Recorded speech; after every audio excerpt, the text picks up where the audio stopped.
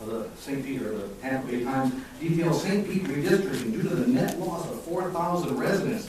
Yet, the 1,000 Friends of Florida have produced a map that shows the density of the Tampa Bay region in the year 2060. Now, if this map does nothing else, it gives lie to the contention that we need light rail to attract more people and businesses to the Tampa Bay area. Now, I will admit that a prediction 45 or 50 years into the future is ridiculous on its face, since we can't even predict what will happen a year from now. Heck, I don't even buy green bananas anymore. More propaganda. Here's something. A press release from the American Public Transportation Association.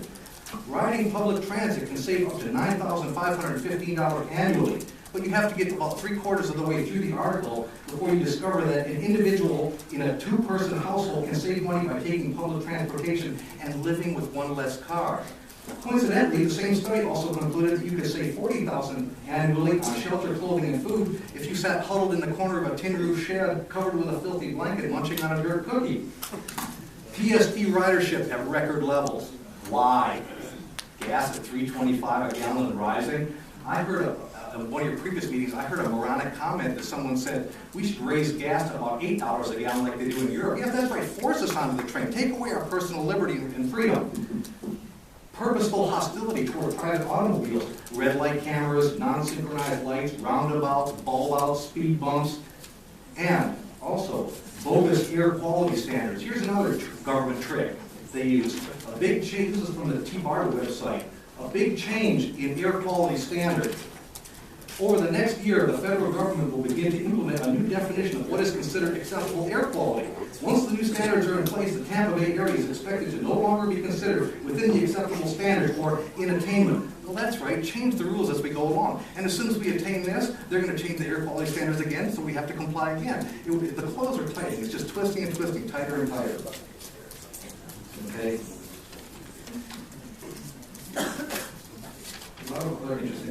Jobs. This is a big thing. Everybody claims that this is going to create a lot of jobs. Well, it'll create a lot of temporary jobs, some make-work jobs to construct it, and a few jobs to run it, but it's really going to be a job killer. Everybody says, well, these things are going to draw businesses to these transportation hubs. Well, yes, it's going to draw them to the transportation hubs to the exclusion of businesses elsewhere. So in other words, these other businesses are going to fold up and dry up, and they're going to be forced to move to these transportation hubs. It's actually be an economic job killer. And at $80 million a mile, $80 million a mile, people I hear bemoan infrastructure. We don't have enough infrastructure. Well, if we wouldn't have taken all the money and built the Pinellas Trail and bought environmental lands and preserves and parks and everything else, we'd have that money. See, so it's just a red herring. It's a straw man. And they also say, well, the gas tax, we don't pay. We subsidize the highways too. Well, yeah, again, the gas tax is used for things that it wasn't meant to be used for. It's used for building bicycle trails. Now, bicyclists, they don't pay registration. They don't pay gas tax. Yet we bend over backwards building bicycle lanes for these folks. Why? The new Courtney Campbell project projected to be about $20 million. $8 million for the roadway, $12 million for bike lanes. So don't scratch your head and wonder why we don't have any money for infrastructure when you fritter it all away on these bicycle projects and all these other useless things. So,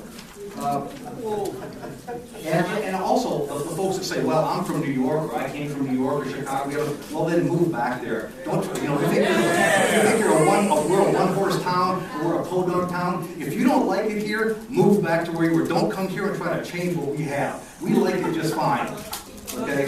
Now, should we? Okay, let's not be yelling from. Let's be respectful. And I can't be bribed with a cup of coffee from the Sierra Club. Okay. Should we be more like Detroit? I say no, thank you. But with your leadership, we'll probably be there in 30 or 40 years. Thank you.